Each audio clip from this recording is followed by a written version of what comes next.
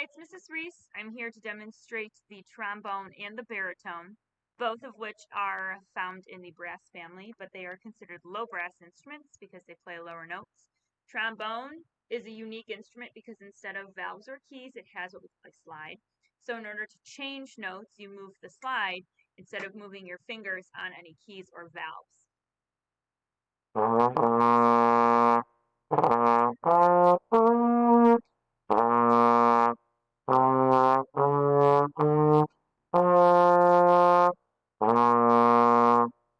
Same as the trumpet, the trombone, and the baritone both use a metal mouthpiece.